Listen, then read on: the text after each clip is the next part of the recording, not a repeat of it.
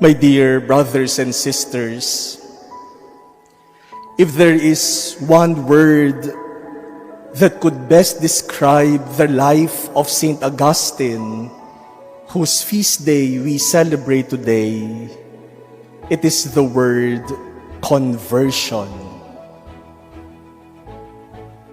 The prayers and tears of his mother, Saint Monica, the instructions of the bishop, Saint Ambrose, and God himself, whom Saint Augustine encountered in the scriptures, all these redirected Augustine's life and led him to conversion from sinner to saint, from an advocate of false teachings and philosophies to a staunch defender of the Catholic faith as a bishop.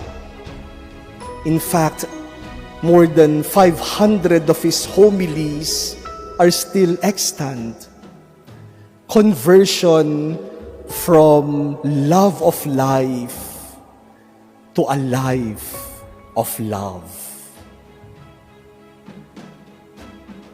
Another word for conversion is progress, which St. Paul used in his letter to the Thessalonians, as we heard in our first reading today. St. Paul was praising the Thessalonians because they were living out God's commandment of love. But St. Paul said, progress even more. If you are already loving your neighbors, then love them even more. Progress in love. Progress is also the theme of the parable of Jesus in our gospel today. The point of Jesus in his parable is not so much on how much is given, but on what one does to what one has been given. The real issue is not how much you received. The real issue is, what do you do with what you received? A wicked servant does nothing with what was entrusted to him.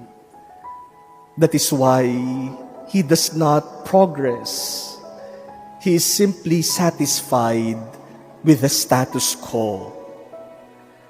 While a good and faithful servant uses what has been entrusted to him, and because of this, what has been entrusted multiplies and increase. Hindi naman talaga mahalaga kung marami o konti ang ibinigay. Kahit na konti, pwedeng padamihin kung gagamitin natin. Another word for conversion and progress is growth. Conversion, as we see it in the life of St. Augustine, is growth from being a sinner to becoming a saint. That is growth.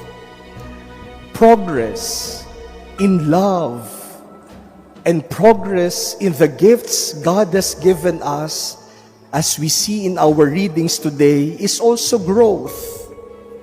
Growth is an important aspect in our Christian life, because Christian life is about growing. It is about improving. It is about developing.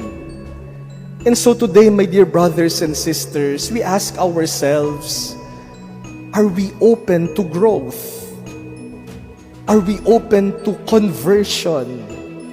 Are we open to progress? Are we open to changes for the better? Are we progressing in our life? Or are we regressing? Are we growing? Or have we become stagnant?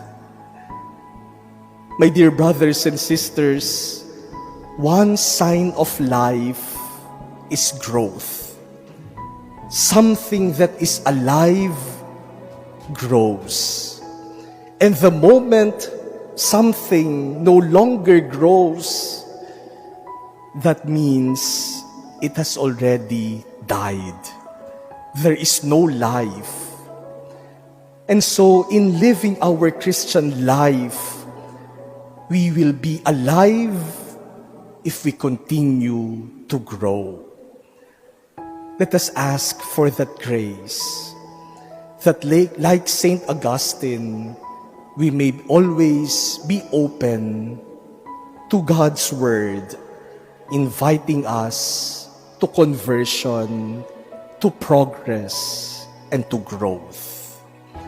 Let us strive every day to grow so that our life may become a life of love. May we strive every day to grow so that we may become saints. May we strive every day to grow so that we may become more like Jesus.